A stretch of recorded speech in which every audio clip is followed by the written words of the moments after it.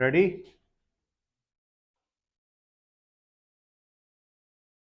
Yes.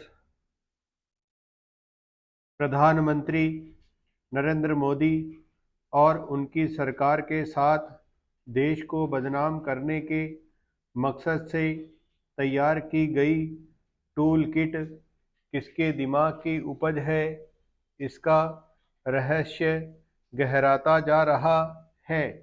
Bhajpa का आरोप है कि राजनीति के गंदे भद्दे चेहरे को उजागर करने वाली इस टूल किट को कांग्रेस ने तैयार किया, लेकिन कांग्रेसी नेताओं की माने तो यह उनके खिलाफ साजिश है।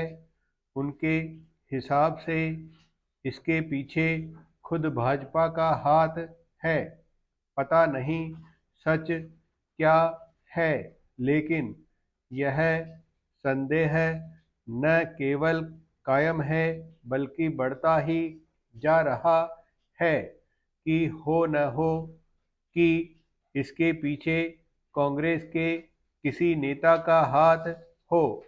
इस संदेह का आधार टूल किट के जरिए जिन तौर तरीकों और तेवरों के साथ मोदी सरकार पर हमला करने और उसे लांछित करने की सलाह दी गई है, वे कई कांग्रेसी नेताओं की प्रवृत्ति से मेल खाते हैं। क्या यह समानता महज एक दुर्योग है? यह एक तथ्य है कि खुद राहुल गांधी वैसे आरोप उछालते रहे हैं जैसे इस टूल किट में बताए गए हैं। यह ठीक है कि कांग्रेस ने टूल किट के पीछे अपना हाथ होने से इनकार करने के साथ भाजपा नेताओं के खिलाफ दिल्ली पुलिस में एक शिकायत दर्ज करा दी है, लेकिन जब तक सच सामने नहीं आ जाता तब तक कांग्रेस के लिए खुद को टूल किट से अलग करना खासा मुश्किल होगा।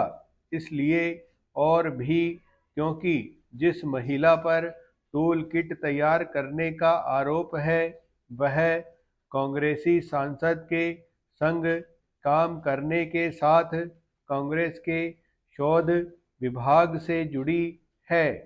टूल किट को लेकर कांग्रेस और भाजपा के बीच आरोप प्रत्यारोप के बीच दिल्ली पुलिस की जिम्मेदारी बढ़ जाती है। उसे टूल किट की तह तक जाकर दूध का दूध और पानी का पानी करना होगा। वैसे तो यह मामला सुप्रीम कोर्ट भी पहुंच गया है, लेकिन फिलहाल तय नहीं कि वह इस पर कितनी दिलचस्पी लेगा। जो भी हो, टूल किट तैयार करने वाले का बेनकाब होना अति आवश्यक है, क्योंकि इसके इरादे बहुत ही घिनौने थे। वह कोरोना वायरस के बदले हुए रूप को केवल भारत से नहीं जोड़ना चाहता था, बल्कि कुंभ को बदनाम करने के लिए यह दुष्प्रचारित करना चाहता था कि धार्मिक सांस्कृतिक आयोजन के कारण ही कोरोना संक्रमण की दूसरी लहर आई। इतना ही नहीं, वह अस्पताल बेड जानबूझकर खाली रखकर हाहाकार की स्थिति पैदा करना चाहता था। टूल किट तैयार करने वाला भारत के प्रति किस हद तक नफरत से भरा था, इसका पता इससे चलता है कि वह यह भी चाह रहा था कि विदेशी मीडिया में जलती चिताओं के फोटो प्रमुखता से प्रकाशित हो। इसकी अनदेखी नहीं की जा सकती कि यह काम एक हद तक हो भी रहा था।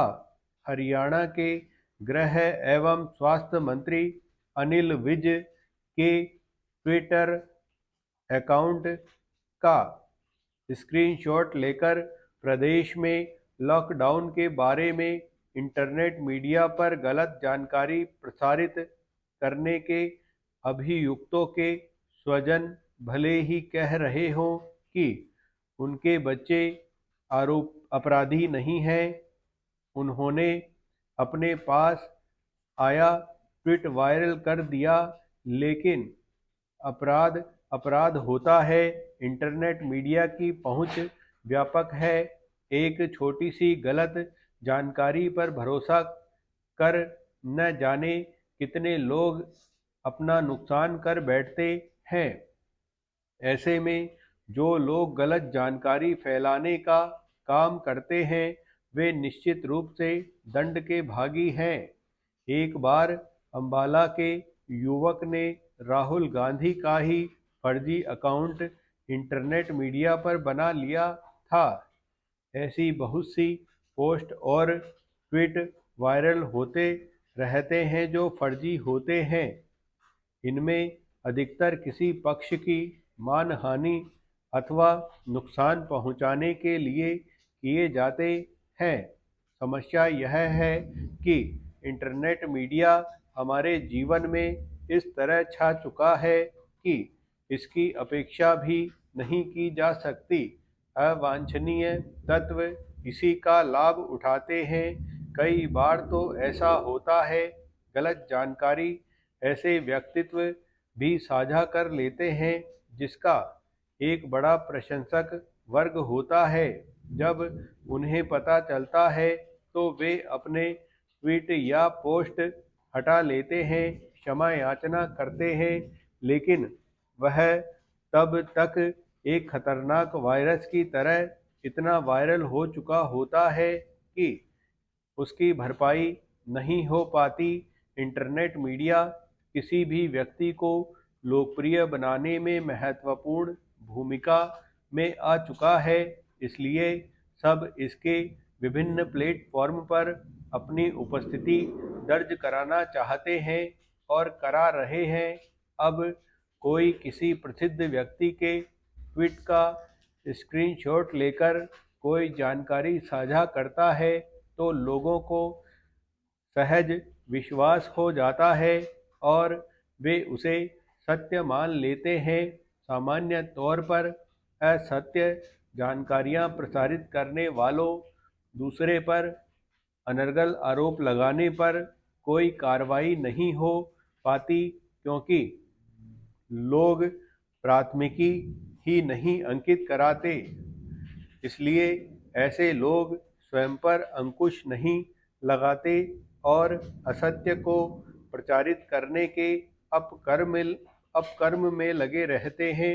यह संभव कि विज के हवाले से असत्य जानकारी देने वालों ने अनजाने में गलती हुई हो, लेकिन यह तर्क कब तक चलेगा।